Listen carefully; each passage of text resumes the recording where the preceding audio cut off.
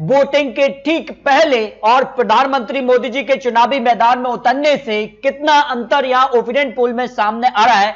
नए यहां पर ओपिनियन पोल सी वोटर के हिसाब से कर्नाटक में किसकी बन सकती है सरकार, इस पर 224 सीटों पर नए आंकड़े सामने आ चुके हैं। तो कर्नाटक चुनाव के लिए रीजन वाई आंकड़ों में सबसे महत्वपूर्ण माना जा रहा है ओल्ड मैसूर की 55 सीटें। सी वोटर का जो सर्वे सामने आ रहा है, क्योंकि प्रधानमंत्री मोदी जी का यहां पर एक मेगा रोड शो हो चुका है, इसमें जनसैलाब भी देखने को मिला है। लेकिन कितना फायदा मिल सकता है, कांग्रेस ने दावा किया है कि प्रधानमंत्री मोदी जी यहां टाइगर देखने आते हैं, तो ऐसे में किसके दावे किसके वादे में दावा। देखिए ओल्ड मैसूर के लिए सी वोटर का जो सबसे ताजा सर्वे उस हिसाब से बीजेपी को 24% वोट शेयर, कांग्रेस को 36%, जेडीएस को यहां 34%, एंड की बात की जाए तो 6% वोट शेयर जा सकता है। इस वोट शेयर को जब सीटों में कन्वर्ट किया जाता है, देखिए ओल्ड मैसूर की 55 सीटों में से बीजेपी 3 से 7 सीटें समझ सकती है, कांग्रेस 21 से 25 सीट, जेडीएस यहां 25 से 29, और अन्य की बात की जाए तो 0 से 1 सीट जा सकती है।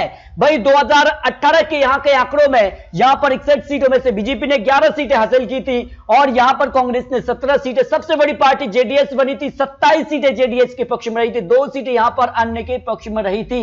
यानी ओल्ड मैसूर सीधे तौर पर त्रिकोणीय मुकाबला देखने को मिल सकता है। बीजेपी कांग्रेस जेडीएस में बराबर की टक्कर यहां देखने को मिल सकती है, लेकिन सबसे बड़ी पार्टी यहां जेडीएस बन सकती है, जो अनुमान यहां लगाया जा रहा है। जबकि कर्नाटक को लेकर जो अनुमान ग्रेटर बेंगलुरु रीजन की 32 सीटों पर है, इसमें बीजेपी को 36% वोट शेयर जा सकता है, कांग्रेस को 43% वोट शेयर जा रहा है, जेडीएस को 14% और अन्य की बात की जाए तो 7% वोट शेयर जा रहा है। कर्नाटक को लेकर यह महत्वपूर्ण आंकड़ा है और महत्वपूर्ण आंकड़े के लिए ग्रेटर बेंगलुरु भी काफी महत्वपूर्ण है। और यहां का आंकड़ा क्या कह रहा है, देखिए सीटों की बात की जाए जब 32 सीटों के लिए, तो बीजेपी 11 से 15 सीट, कांग्रेस 15 से 19, जेडीएस को 2 से 4 सीट, अन्य की बात की जाए 0 से 1 सीट आ सकती है। यानी कांग्रेस यहां सबसे बड़ी पार्टी बन रही, लेकिन बीजेपी कड़ी टक्कर यहां दे सकती है। ग्रेटर बेंगलुरु रीजन पर भी यहां कांग्रेस बीजेपी में कड़ी टक्कर देखने को मिल सकती है। सेंट्रल कर्नाटक रीजन की 35 सीटें आ जाती है और यहां पर वोट शेयर देखिए आप 36% वोट शेयर यहां पर जो वोटर पॉल से देखने दर्शक यहां आते हैं, और यहां का जो एरिया है उस हिसाब से इस रीजन को लेकर जो अनुमान लगाया जा रहा है उसमें कांग्रेस 41% वोट शेयर, जेडीएस को 14%, 9% अन्य के पक्ष में वोट शेयर जा सकता है। इस हिसाब से सेंट्रल कर्नाटक रीजन की सीटों की बात की जाए तो यहां बीजेपी 12 से 16 सीटें आ सकती हैं, कांग्रेस को 19 से 23 सीट, जेडीएस 0 से 1 सीट और अन्य की बात की जाए 0 से 1 सीट जा सकती है। यानी यहां पर बीजेपी कांग्रेस में कड़ी टक्कर देखने को मिल सकती है, जो सेंट्रल कर्नाटक रीजन की 35 सीटों पर अनुमान लगाया जा रहा है। अगर बात की जाए 2018 में इस रीजन की 26 सीटों में से बीजेपी को 21 सीटें मिली थी, कांग्रेस 5 सीट और अन्य, और यहां जेडीएस का खाता नहीं खुला था। लेकिन इस बार यहां पर कुछ नुकसान यहां दिखाई दे रहा है, लेकिन बीजेपी यहां पर भी कांग्रेस बीजेपी में कड़ी टक्कर देखने को मिल सकती है। कर्नाटक के लिए अगर बात की जाए तो कोस्टल कर्नाटक 21 सीटें भी महत्वपूर्ण मानी जा रही हैं और यहां पर बीजेपी को 48% वोट शेयर जा सकता है, कांग्रेस 33% वोट शेयर, जेडीएस को 10%, 9% अन्य के पक्ष में जा सकता है वोट शेयर।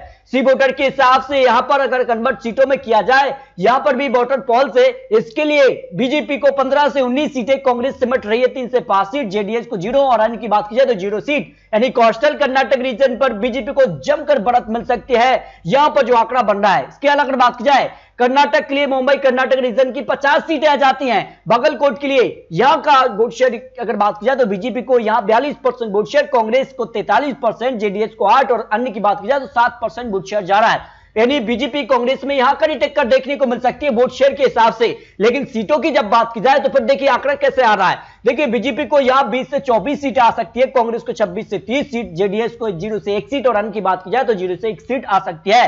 इस हिसाब से बीजेपी कांग्रेस में यहां पर भी मुंबई कर्नाटक रीजन के लिए 50 सीटों पर बिल्कुल कांटे की टक्कर देखने को मिल सकती है, जो अनुमान लगाया जा रहा है। लेकिन यहां अगर बात की जाए तो 2018 में इन 50 सीटों में से बीजेपी ने 30 सीटों पर जीत हासिल की थी, कांग्रेस 17 सीट, 2 सीट है, यहां जेडीएस को 1 सीट अन्य के पक्ष में रही थी। लेकिन इस बार कहीं ना कहीं बीजेपी को कुछ सीटों का नुकसान हो सकता है सर्वे के हिसाब से। लेकिन बीजेपी जिस कार के बड़े बड़े दावे किए जा रहे हैं, बड़ी बड़ी योजनाओं को रख रही है, बढ़त मिल सकती है, जो अनुमान यहां लगाया जा रहा है। लेकिन हैदराबाद कर्नाटक रीजन की 31 सीटें आ जाती हैं और इस रीजन की अगर बात की जाए तो काफी महत्वपूर्ण है, हार जीत के बीच एक महत्वपूर्ण फैक्ट डालता है। इस हिसाब से अगर यहां पर वोट शेयर की बात की जाए तो बीजेपी को 37% वोट शेयर जा सकता है, कांग्रेस को 45% वोट शेयर जा रहा है, जेडीएस को 11%, और की बात की जाए तो 7% वोट शेयर जा सकता है। जब इस वोट शेयर को सीटों में कन्वर्ट किया जाए तो फिर देखिए कर्नाटक का मेगा जो ओपिनियन पोल है उसमें बीजेपी को 8 से 12 सीटें मिल सकती है, कांग्रेस को यहां बढ़त मिल सकती है 19 से 23 सीट,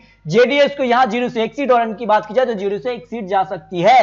तो इस तरह से कर्नाटक को लेकर हर एक रीजन के आंकड़े आपको दिखाए हैं। लेकिन अगर बात की जाए तो महा ओपिनियन पोल के हिसाब से 224 सीटों के लिए वोट शेयर क्या कह रहा है, वोट शेयर के हिसाब से बीजेपी 35% वोट शेयर के आसपास दिखाई दे रही है। लेकिन जिस कहा से प्रधानमंत्री मोदी जी लगातार अब सक्रिय हो चुके हैं और जैसे में कम वक्त बचा है उसी बीच बड़े बड़े रोड शो भी देखने को मिल रहा है, तो बीजेपी का वोट शेयर अब बढ़ता नजर आ रहा है, जबकि कांग्रेस का वोट शेयर 40%, यहां पर जेडीएस 17 और अन्य की बात की जाए तो 8% वोट शेयर दिखाई दे रहा है। जिस कहा से अब कहीं ना कहीं कांटे की टक्कर है, कहीं भी कुछ भी हो सकता है। जो ओपिनियन पोल सामने आ रहा है, देखिए इस हिसाब से 224 सीटों का जो सी वोटर का ओपिनियन पोल है उस हिसाब से बीजेपी को 74 से 86 सीटें मिल सकती हैं। कांग्रेस की बात की जाए तो 107 से 119 सीटें, जेडीएस को 23 से 35 सीटें, और अन्य की बात की जाए तो 0 से 5 सीट मिल सकती हैं। इस हिसाब से जो अनुमान लगाया जा रहा है वो ओपिनियन पोल के हिसाब से इसमें कांग्रेस सबसे बड़ी पार्टी बन सकती है, लेकिन बहुमत का आंकड़ा किसे मिलेगा यह भी काफी महत्वपूर्ण हो जाता है।